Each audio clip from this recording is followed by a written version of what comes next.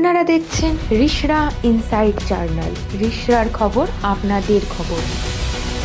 Inside journal পৌঁছে গেছে একেবারে উৎসবের মাঝখানে। হ্যাঁ, ঠিক দেখছেন, আলোর এই চকমকে সাজ আর চারপাশের এই জমজমাট পরিবেশ বলে দিচ্ছে আমরা এখন চলে এসেছি রিশরার চেনা ব্রহ্মানন্দ মাঠে, যেখানে ধুমধাম করে শুরু হয়ে গেছে একেবারে সামার এক্সপো মেলা।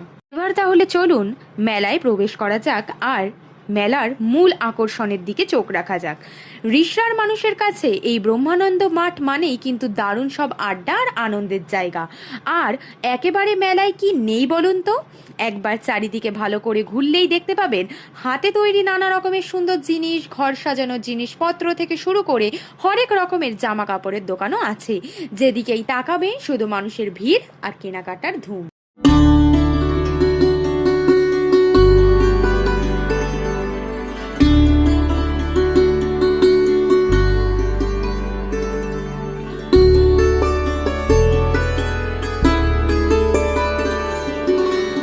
আচ্ছা, মেলায় আসবেন আর টুকটাক মুখরোচক কিছু খাবেন না, তা কি আর হয়?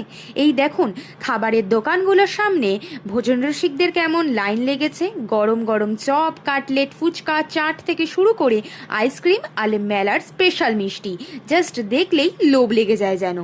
মেলায় এসে এসব খাবার ট্রাই না করলে কিন্তু পুরো ঘোরাটাই আসলে বৃথা।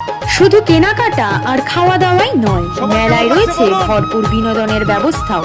একদিকে যেমন সন্ধে নামলেই জমজমাট গান বাজনার অনুষ্ঠান হচ্ছে, ঠিক তেমনই অন্যদিকে মেলায় বড় বড় রাইডস আর নাগরদোলনা চড়ার জন্য ছোট থেকে বড় সবাই যেন মেতে উঠেছে চরম আনন্দ।